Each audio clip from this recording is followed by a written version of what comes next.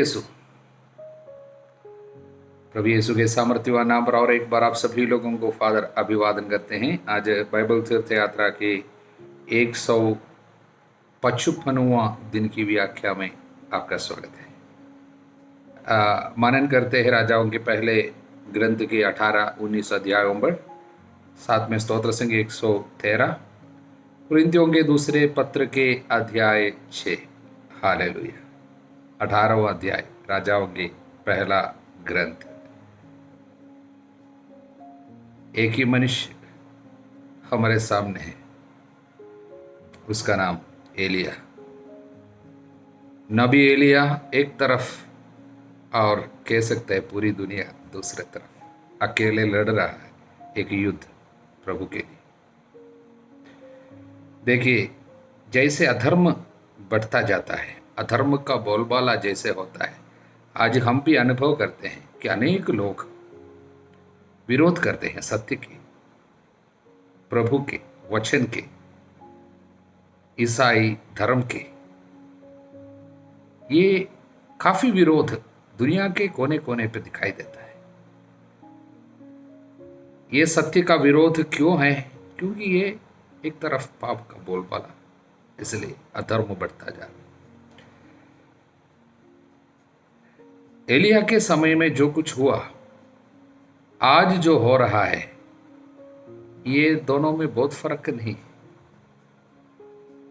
ऐसा नहीं कि आज हम प्रभु को पूर्ण रूप से ठुकरा रहा है, बल्कि क्या हो रहा है कि हमें ज्यादातर लोग प्रभु को क्या है कि हमने अपने जीवन के एक छोटा सा भाग बनाया है, एक छोटा सा भाग बनाया है कि वो शायद हमारे लिए हमारा संडे का ईश्वर है, चर्च का ईश्वर है। लेकिन जीवन के हर एक पहलू पे, हर एक क्षेत्र पे हमने प्रभु को और अपने विश्वास को, अपने धर्म को लेके नहीं आया है। हम उसको सब अलग रखा है। हमारा जीवन, हमारा और प्रभु के लिए कुछ इस तरह हो गया। हम आराधना करते हैं प्रभु की, लेकिन साथ साथ या उससे ज्यादा हम और कुछ चीजों की भी आराधना करते हैं, जैसा कि क्या है सफलता, सक्सेस, और क्या है पैसा, और नाम या सुख, रिश्ता।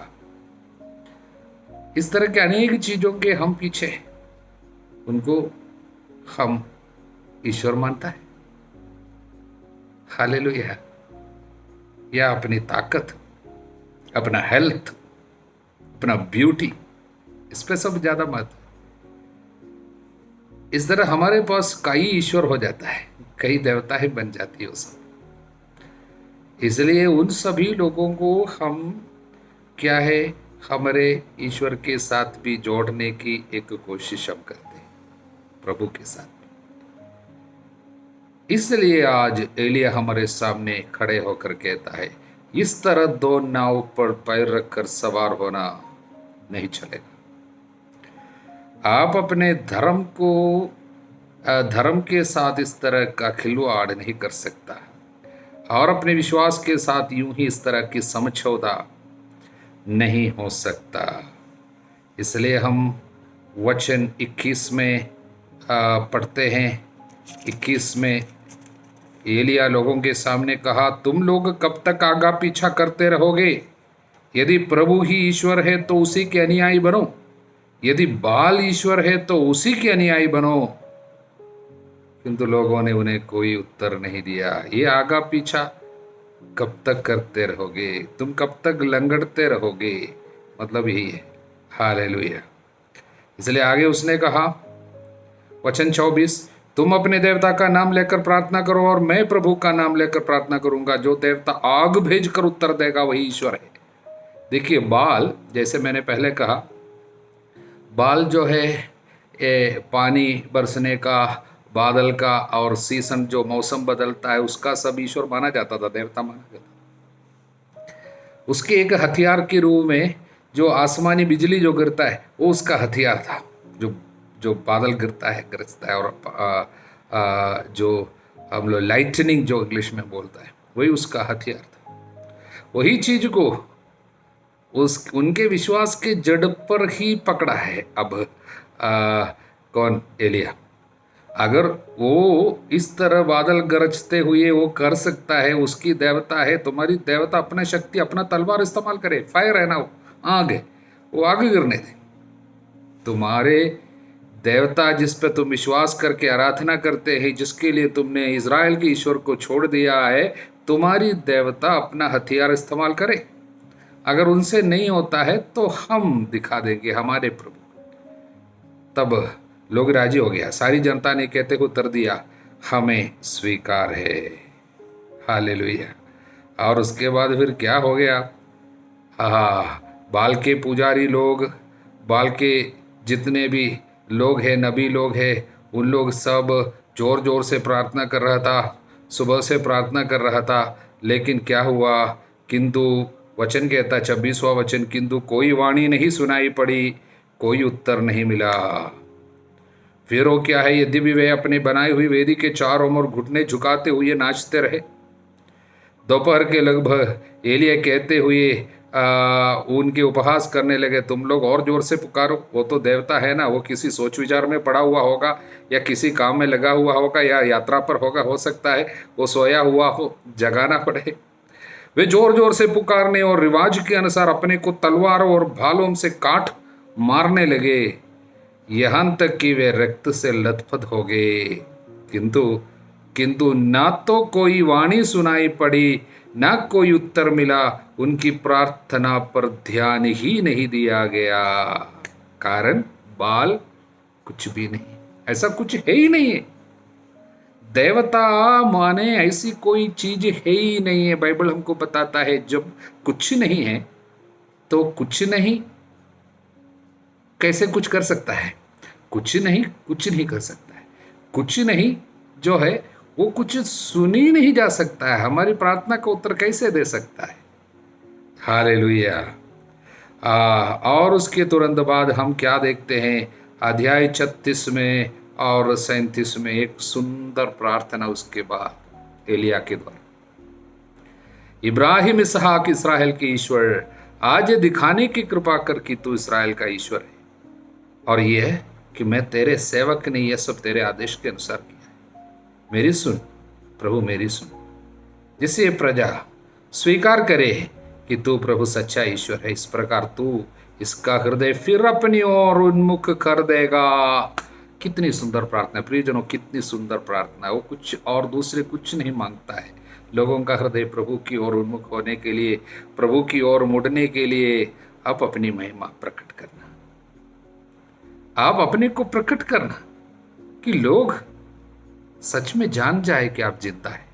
इतना कर दो। ये प्रार्थना बहुत ही सुंदर प्रार्थना, बहुत ही सरल प्रार्थना, बहुत ही सिंपल प्रार्थना। ये प्रार्थना के शब्दों के अनुसार नहीं प्रार्थना की सुनवाई, बल्कि जिनसे प्रार्थना करते हैं उसके अनुसार। क्योंकि अब इधर लंबा चौड़ा प्रार्थना यहाँ पर एलिया नहीं करते, बल्कि उनको मालूम है जिससे मैं प्रार्थना किया हूँ, कर रहा हूँ, वो जिंदा है, वो जीवित है, वो सच्चा है। इतना काफी। इसलिए प्रियजनों, प्रार्थना की लंबाई पे, चौड़ाई पे और प्रार्थना के टून पर और उनके शब्दों पर नहीं है प्रार्थना का उत्तर। प्रार्थना की सुनवाई, जिससे आप प्रार्थना कर रहा है उस पे आपकी भरोसा, उस व्यक्ति की सच्चाई पे, उनके जीवित रहने की जो वास्तविकता पे आपकी जो दृढ़ धारणा, और उसको आप घोषित करें प्रार्थना में बस। और आपके मन में जो विचार है, आपकी जो सोच है, वो सही हो। यहाँ पर वो किसके लिए मांगता है? बस लोगों का हृदय आपकी ओर। एक उत्साह है प्रभु के लिए। प्रभु के मन की सोच इसका सोच हो गया। प्रभु का मन, एलिया का मन एक होता है। प्रभु क्या चाहता है? सबों को बचाए। प्रभु लोगों को दंड देना नहीं चाहता, प्रभु सबों को बचाना चाहता है, सबको अपने पास लेके आना चाहता है। इसलिए वही उद्देश्य इसका उद्देश्य बन गया। इसका मकसद और प्रभु का मकसद एक, उसका मन प्रभु का मन एक हो गया। तब जाके चमत्कार। प्रियजनों, जब हमारा मन प्रभु के मन हो जाता है, प्रभु जो चाहता है हमसे जब होता है, तब प्रार्थना का उत्तर होती है। और बड़े एक चमत्कार, इस पर प्रभु की आग बरस पड़ी। होम बलि, लकड़ी, पत्थर, मिट्टी सब कुछ भस्म कर दिया, नाले का पानी भी सुखा दिया। लोग ये देखकर मुंह के बल गिर पड़े। इसका रिस्पॉन्स देखना, कोई अब कोई अब इनकार नहीं कर सके, अब कोई इनकार नहीं कर सकेगा। और उन लोग चिल्ला उठे, प्रभु ही ईश्वर है, प्रभु ही ईश्वर है। एलिया ने उनसे कहा, बाल के पुजारियों को पकड़ो, उनमें से एक भी ना भागने पाए। और उनको मार दिया गया, कारण नहीं तो इन लोग फिर से पाप को बढ़ाएगा। देखिए पाप का कारण, पाप को बढ़ावा देने वाले इन लोग जीवित रहने से उन लोग अपना काम फिर से करता रहेगा, लोगों को दूषित करता जाएगा। लोगों को दूषित करने वाले चीज को जड़ से निकालना है। देखिए यदि शरीर के किसी चीजा में कैंसर रह जाता है और उसको फिर रहने देगा और तुरंत पूरे शरीर को कैंसर अपने कब्जे में कर लेगा। इसलिए हम लोग कैंसर के जगह को काट देता है। जो चीज कैंसर से दूषित होगी उसको काट देता है। जो चीज गंदा होगी उसको अलग नहीं करेगा तो वो जो सही है उसको भी फिर से अलग कर उसको फिर से गंदा करेगा। इसलिए इन पुजारियों को मार डाला गया। वो ईश्वर का न्याय है, वो न्याय है, लोगों को बचाने के लिए एक कार्य, लोगों को बचाने का कार्य है। हालेलुया। इसमें प्रभु की क्रूरता नहीं देखना नहीं है, बल्कि दया है। उनके लाखों लोगों के प्रति उनकी दया है। हालेलुया। लोगों को बचाने का उसका कार्य है। Praise the Lord. इसलिए करमल के पर्वत पर जो घटना हुई है उससे हमको क्या संदेश मिलते हैं। सबसे पहली बात यह है, सारा धर्म एक है नहीं सोचना। नहीं, आज के ज़माने में अनेक लोग ये सोचने लगे हैं ये सब कुछ ठीक है, सारा धर्म सही है, सारा धर्म ठीक है, इसलिए या वहाँ पर भी रहे यहाँ पर भी रहे सब ठीक है, उधर जाओ इधर जाओ ठीक है, वहाँ आराधना करो यहाँ आराधना करो सब सही है। नहीं है। यीशु ने कहा, मार्ग सत्य जीवन में ही हूं, मुझसे होकर गए बिना कोई पिता के पास नहीं पहुंच सकता। या तो आपको उस पर विश्वास करना है। अगर आप विश्वास नहीं करता है, आपको ये स्वीकार करना पड़ेगा ईसा मसीहा सबसे बड़ा धोखेबाज था, क्योंकि उसने झूठ बोला। इसलिए यीशु को केवल एक नबी के रूप में, ईश्वरों में एक के रूप में स्वीकार नहीं कर सकता। या तो ठुकराना नहीं तो स्वीकार करना। अगर स्वीकार करता है उसको एकमात्र ईश्वर के रूप में स्वीकार करना। अनेक देवी देवताओं में एक के रूप में आप ईसा मसीहा पे विश्वास नहीं कर सकता। हालेलुया। इसलिए प्रभु को एकमात्र मुक्तिदाता के रूप में स्वीकार कीजिए, क्योंकि उसके सिवा कोई नहीं हमारे पापों के लिए मृत्यु को अस्वीकार किया, हमारे पापों के लिए और कोई नहीं खून बहाया, प्रायश्चित किया, यीशु केवल। और दूसरा संदेश जो है, अगर किसी जगह में काफ़ी गतिविधि, काफ़ी हलचल, काफ़ी कार्यकलाप और बड़ा उत्साह सब होता है, इसका मतलब ये नहीं है कि वहाँ पर सच्ची आध्यात्मिकता है। सच्ची आध्यात्मिकता को गतिविधियों के, कार्यकलापों के द्वारा नापने की कोशिश नहीं करना। देखिए यहाँ पर बाल के नबी लोगों में कितना उत्साह, कितना कार्यकलाप, क्या क्या कर रहा है। यहाँ पर हम वचन में देखते उन्होंने क्या क्या है, जोर से पुकारते हैं, नाचता है, तलवार उठाता है, अपने को मारता है, कितना उत्साह, खून बहाता है। लेकिन सच्चाई वहां पर नहीं थी। उन लोग शायद ये सोचा कि ईमानदारी से कार्य कर रहा है और बहुत ईमानदारी दिखा अपने कार्य में, अपने उत्साह में। लेकिन सत्य यह है कि अनेक ऐसे लोग हैं जो ईमानदारी से गलती में है। यानी उन लोग सोच रहे हैं कि हम ईमानदारी से ये कर रहे हैं, लेकिन वो सच में गलत है। इसलिए उनके लिए हमें प्रार्थना करनी है। सब अन्य जातियों के ऊपर प्रभु की दया हमको मांगना है, हमको प्रार्थना में याद रखनी है। इसलिए कार्मल पहाड़ हमको ये संदेश देते हैं।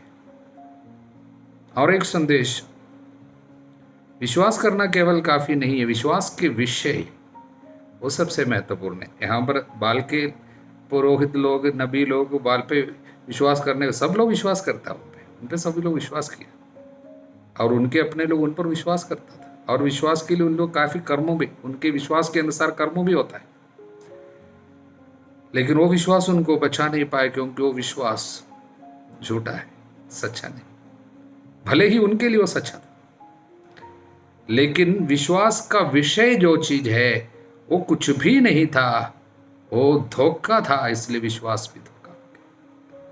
इसलिए केवल विश्वास आपको बचा नहीं सकता, विश्वास का विषय वो सबसे महत्वपूर्ण है। इसलिए हमको एकमात्र ईश्वर, संसार के सृष्टिकर्ता, इज़राइल के ईश्वर और उसके भेजा हुआ उसका एकलौता बेटा हमारा प्रभु ईसा मसीह, उस पर विश्वास करना है, ये बहुत जरूरी है।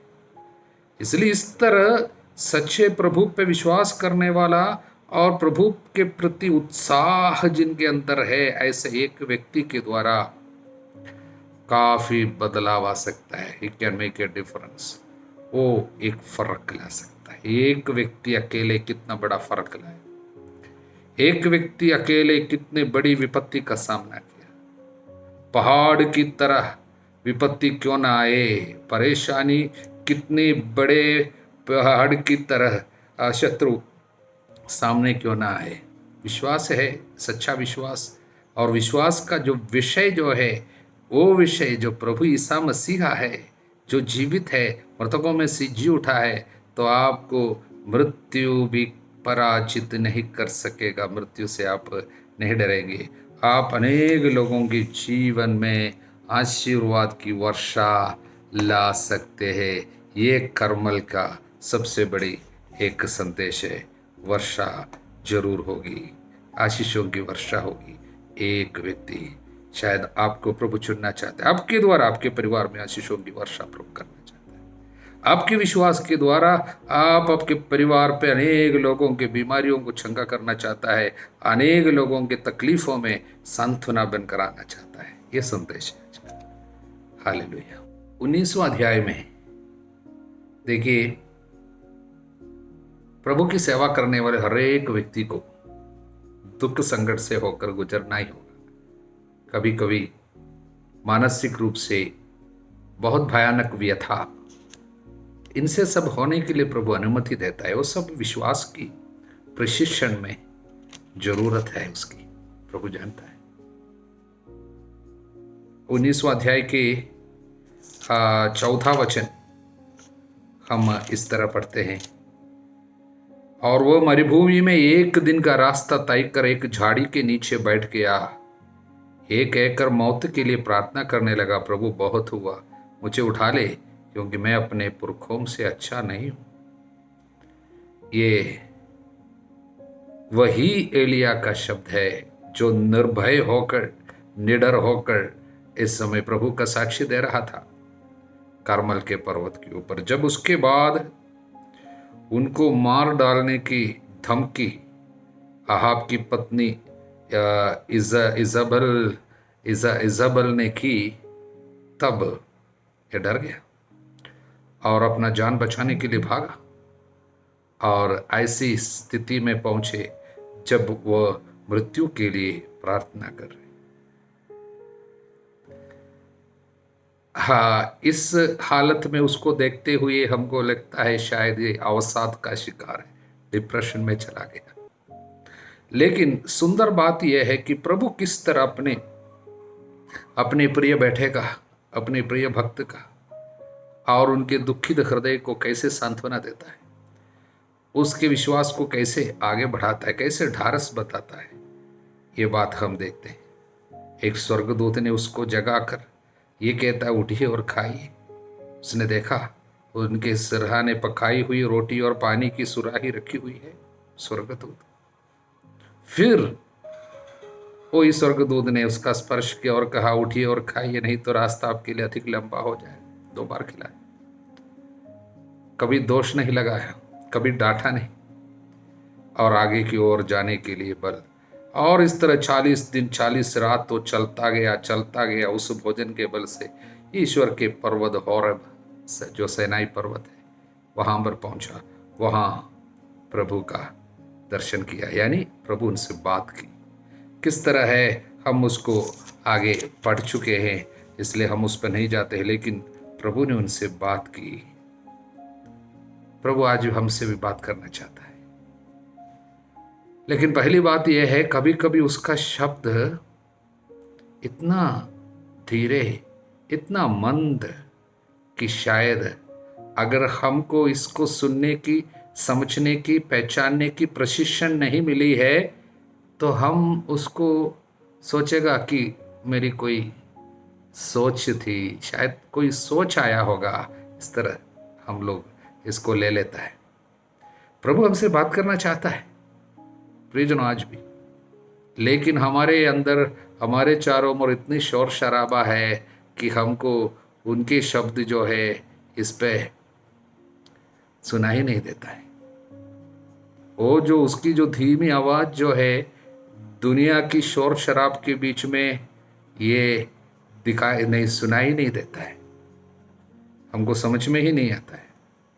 हालेलुया। कई बार प्रभु हमसे बात की होगी लेकिन हमको समझ में नहीं आया, क्योंकि प्रभु का शब्द शायद इतना तेज, इतना जोर से और इतना बड़े शानदार और क्या है प्रभावशाली ढंग से शायद नहीं होगी। मंद, सूक्ष्म, धीरे धीरे वो बोलता होगा, इसलिए हमको उनके पास बैठना पड़ता है, अकेले में उनके पास बैठना पड़ता है, शांत होकर बैठना पड़ता है, तब जाके उसकी आवाज़ हमको सुनाई पड़ने लगे। इसलिए प्रभु के पास शांति से बैठने की एक आदत, जिससे प्रभु हमको प्रशिक्षण दे उनको सुनने की। इसलिए प्रभु जब लोगों को चुना, शिष्यों को चुना, नए विधान में हम पढ़ते हैं यीशु ने अपने प्रेरितों को चुना अपने पास बैठने के लिए, पास में बैठने के लिए। इसलिए प्रियजन उसकी आवाज़ सुनने की एक प्रशिक्षण हम सभी लोगों को मिले। जब उसकी आवाज़ हमको सुनने को मिलेगा वो हमको बताएगा क्या करना है। यहाँ पर एलिया को ढारस बताते हुए आगे भेज रहे हैं, तुमको और कुछ कार्य करना होगा, वापस जाना होगा जिस रास्ते से आए, और जाकर क्या करना होगा, फलाना फलाना जगह में जाना, 3 लोगों को अभिषेक देना, उनमें 2 राजा है और एक तुम्हारे जो सेवा आगे बढ़ाने के लिए तुम्हारे जैसा एक और नबी को, वो तुम्हारा साथ देगा पहले, और उनको तुम्हारे साथ रहते हुए प्रशिक्षण मिलेंगे, और उसके बाद तुम्हारी उसकी सेवा, तुम जो सेवा कर रहे हो उसको जारी रखेगा, उसको भी अभिषेक देना। 3 लोगों को अभिषेक देने के लिए भेजा। हालेलुया। इसलिए प्रियजनों प्रभु अपने शब्द द्वारा आपको सांत्वना देता है, ढारस बंधाता है, आपको और प्रभु इस्तेमाल करना चाहेगा, आपको बताएगा, तब आपका हिम्मत बढ़ेगा, प्रभु फिर से इस्तेमाल करेगा, आपको अपना काम समझ में आएगा। और अभी अकेलापन में, निराशा में डूबने का नहीं है, इसलिए एक साथी अभी रहेगा उसके जीवन के बाकी समय में। अब उनके साथ उनका साथी एलीशा रहेगा, उसको भी अभिषेक देगा, उसको हम आगे देखते हैं। हालेलुया। इसलिए कभी प्रभु का शब्द उनको करेक्शन भी दे सकता है, सुधार भी ले सकता है, क्योंकि इसने इधर क्या बोला, मैं अकेला हूँ, मैं केवल बच गया हूँ, तो वे देखिए नबियों को तलवार के घाट उतारा, या मैं ही बच गया हूँ, वे मुझे भी मार डालना चाहते हैं। ये जबल के अहाब के सब बारे में बताता है, सारे आपके नबियों को उन्होंने मार डाला था, मैं केवल रह गया हूँ।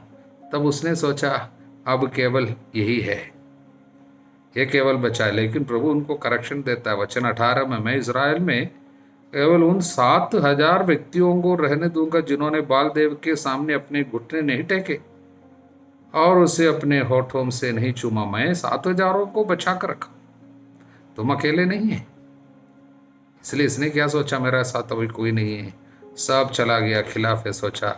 लेकिन प्रभु कहता ऐसा नहीं है, 7,000 को मैं बचा कर रखा हूँ। इस तरह प्रभु हमको सुधारते हैं और हमको आगे बढ़ने देता है, हमारा काम समझा देता है, हमको सांत्वना देता है, टूटे दिल को वो शांति से भर देता है, चंका करता है। ये सब उसकी आवाज़ पहचानने के लिए हमको प्रशिक्षण की ज़रूरत है। बैठना पड़ता है, संग रहना पड़ता है, इंतजार करना पड़ता है। आमीन, हालेलुया। अब हम स्तोत्र संख्या 113 पर मनन करेंगे। यह उस प्रभु की स्तुति है जो दीनों को ऊंचा उठाता है, ऊपर उठाता है। उसकी आराधना, उसकी स्तुति है। स्तोत्र संख्या 113 से स्तोत्र 118 तक ये स्तोत्र के गणों को, यानी स्तोत्र 113 113 to 118 they are called Egyptian Hallel. Hallel माने क्या है? स्तुति। तो इजिप्शियन हल्लेल माने इजिप्शियन प्रेस, मिस्र की स्तुति है। इसका मतलब ये सब मिस्र से जुड़ी हुई कुछ प्रार्थना है, यानी मिस्र की गुलामी से इसराइलियों को छुड़ाया और उसके त्योहार जो मनाता है, उसकी याद मनाता है पास्का पर्व। पास्का पर्व में गाने वाला गीत है 113 से 118 तक। हालेलुया। इसमें 113 और 114 ये दोनों स्तोत्र पास्का जब खाएंगे, पास्का पर्व में उन लोग पास्का भोज जब खाएंगे, उसको खाने के ठीक पहले ये दोनों गीत गाते, 113 और 114। और पास्का का भोजन के तुरंत बाद 115 से 118 तक गाते। इसलिए ये स्तोत्र की विशेषता हमारे प्रभु ईसा मसीहा अपने मृत्यु के ठीक पहले जब शिष्यों के साथ पास्का भोज किया, उस समय जरूर इस स्तोत्र को भी गाया होगा। यही है स्तोत्र की विशेषता। बहुत सुंदर बात। हालेलुया।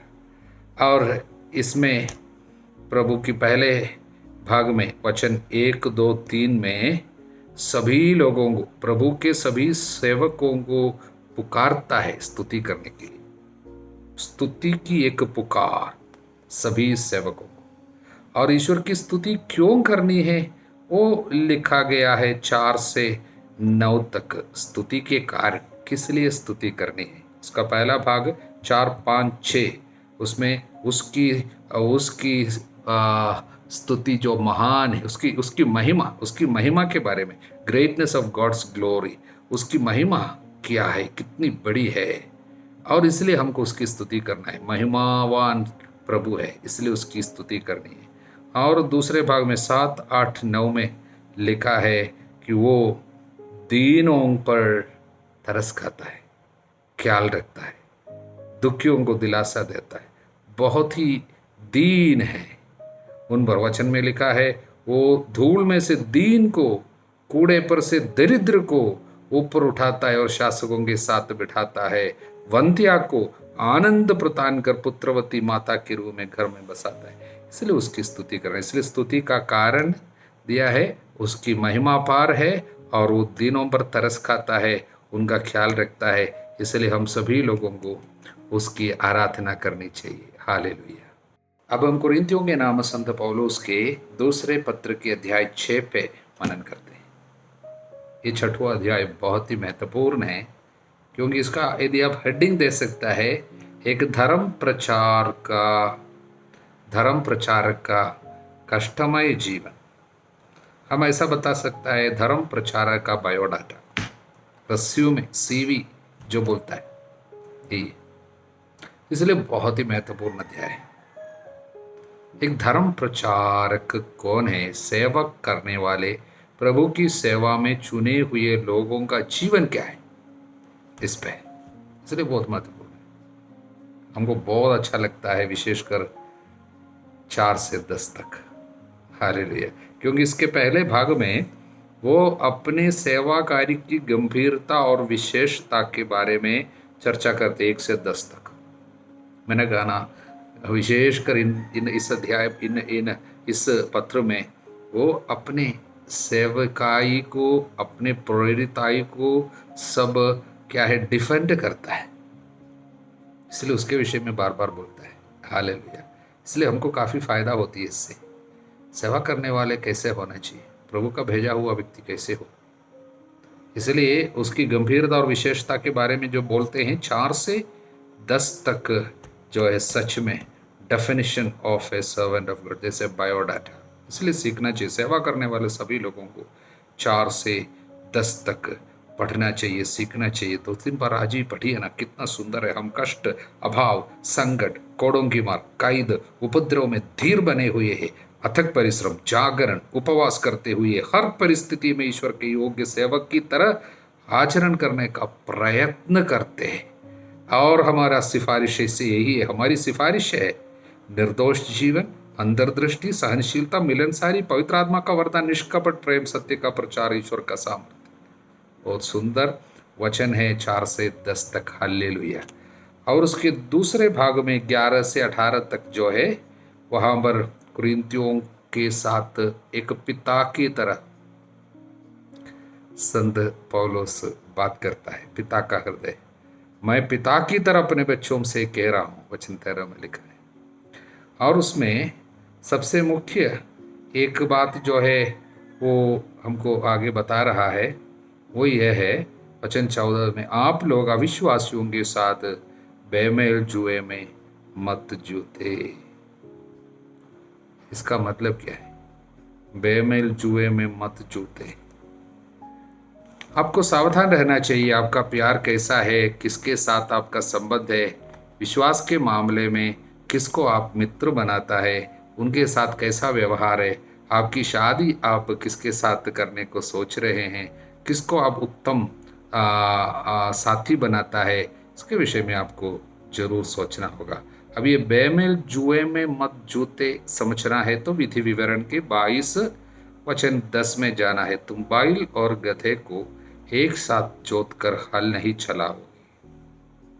इसका मतलब अलग अलग जानवर जो है, अलग अलग जानवरों को एक साथ एक हल में जोतना नहीं है, जोड़कर जोतना नहीं है, वो प्रभु अनुमति नहीं देता। इसका मतलब क्या है? हाँ, जिनको हमारे साथ जुड़ना नहीं है उनको जोड़ने की कोशिश नहीं करना। अविश्वासी लोगों के मंदिर में जाना, उनका प्रसाद खाना, उनके त्योहार को हमारे त्योहार की तरह मनाना, सब प्रभु अनुमति नहीं देता। हालेलुया। और उनके साथ शादी के रिश्ते में जाना, सब क्यों है? ऐसा करने से क्या विपत्ति आती है हम कई बार वचनों में इन दिनों देख रहे हैं। परिवार कितना बर्बाद हो रहा है, संतान पीढ़ियों में कितनी अविश्वास और क्रोध आ रहे। सुलेमान के बारे में वचन बार बार हमने सुना, तूने संतानों पर, पीढ़ियों पर क्रोध उत्पन्न किया क्योंकि ऐसे स्त्रियों के साथ तुमने रिश्ता जोड़े।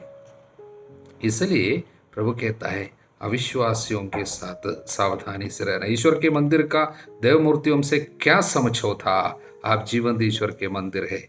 हालेलुया। हमारे प्रभु यीशु मसीह कृपा, ईश्वर का प्रेम, पवित्र आत्मा का साहचर्य आपके साथ बनी रहे अब सदा सर्वदा अनंत काल तक। आमीन।